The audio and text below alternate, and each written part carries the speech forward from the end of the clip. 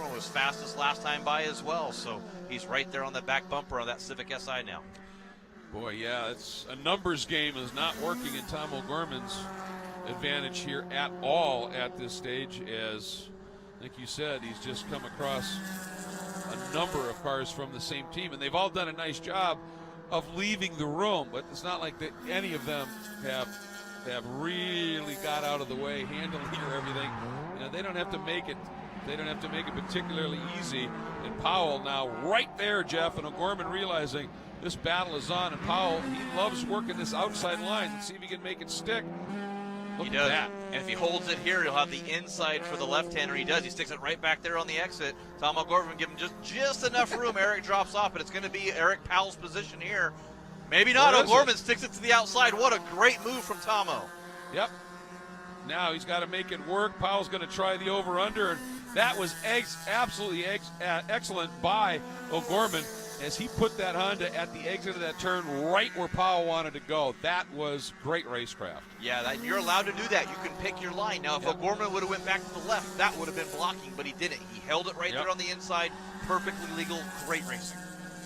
As a matter of fact, in one of the drivers' meetings, some of the drivers have said, yeah, well, that was a dumb move because you can't go side by side through that corner. And the steward said, that's wrong. You can go side by side through every corner. You may actually have to slow down, but it can happen. And if somebody is established, you need to give them that racing room. And these two guys did that, and it's going to happen once again here. Yeah, Eric Powell trying to go to the outside, but they got Saley, I believe, in that B-Spec Ted in that Mazda 2. I'm not sure if he's going to be able to use him as a pick or not. Eric Powell wasn't able to make it stick this time.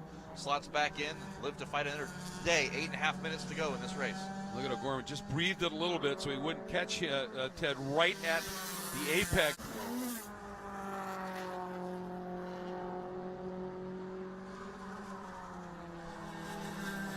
Watching Eric Powell, and O'Gorman drops that wheel off there on the exit coming down to the downhill. He's done that twice. That's going to kill his momentum going down the hill. You got to be very careful with that. But Eric Powell trying to see if he can catch a little bit of a draft on O'Gorman. O'Gorman doing a great job here defending and picking his line, which is what he's supposed to do. Eric Powell forced to go back to the outside again, trying to make that line work.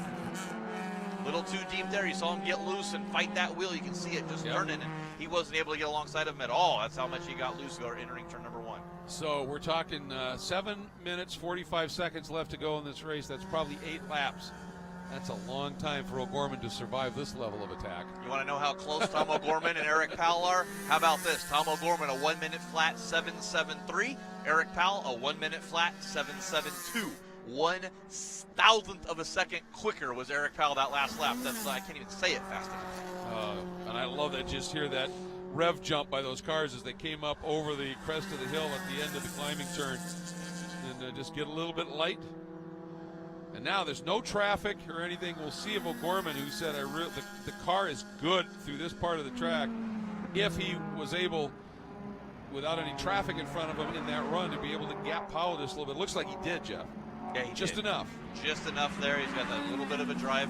This was the first lap he didn't drop a wheel on the downhill, so I think that did help him as Eric Powell trying to stick it back to the inside. And you see the Tech Sport Racing team focused on if Eric can get this done.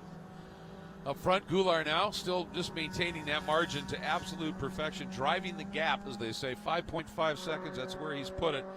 And when these guys end up running a little slower lap because of the battling they're doing, Goulart just backs it off, saves those tires just a little bit just in case.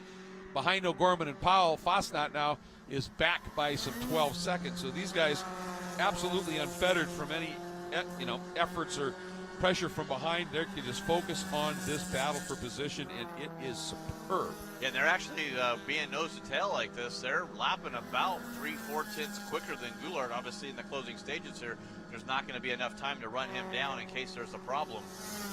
Only if there's a problem with Goulart, I mean. But still, once again, another half second quicker than Goulart. I'm waiting at some point for Powell just to say, you know what, this like right there, this hasn't worked. I'm going to try and get down to the inside. But boy, he made that very abrupt turn, collected that curb, and it loosened the car up, and then suddenly he loses some ground, but now more traffic in front of Tomo. Yeah, getting over here with that Blake Thompson once again, that Mazda 2. They should both clear him down no name here before they turn right to go up to the uphill. And yeah, Blake does a great job getting right out of the way there and doesn't want to get any way in there. And you made the comment, the text board by, guys standing there chewing their nails just a little bit. Kurt Hansen, good energy down there, but maybe a little nerve. Terrific, God. We got about 3 minutes to go. Good luck. Thank you very much. Oh, and so close, Kurt, down into Big Bend.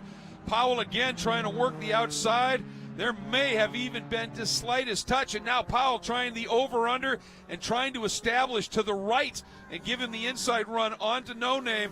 And O'Gorman just again putting that Honda exactly where Powell wants to go.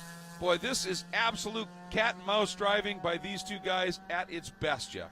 Yeah, I got a good pit lane interview from Melvin Goulart's crew chief there, leading this race in a commanding lead now down to 4.7 seconds. So they still are catching them, but with 4 minutes to go, like they said in that interview there, Goulart sort of just pacing this field, making sure he doesn't do anything. But the battle on, best battle on the track right now for second place, almost nearly identical lap times of both these drivers. And Eric Powell desperately trying everything he can, any way he can get around Eric Powell. And you got to be careful there. Yep, Eric Powell going to the outside. You can't go back as Tom O'Gorman. Eric Powell's only option here is to go to the outside.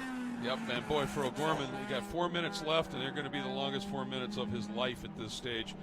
Oh, up on the curb. Oh, Powell, little wiggle there, and I think as O'Gorman got up on that curb, and look at O'Gorman there opening the door back up just to say, in case you can get there, I know that I ran a little wide.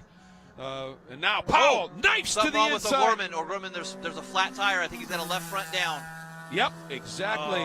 Oh, man. Not sure what happened there. What a battle for second place, but Tom O'Gorman, left side down there. Unfortunate.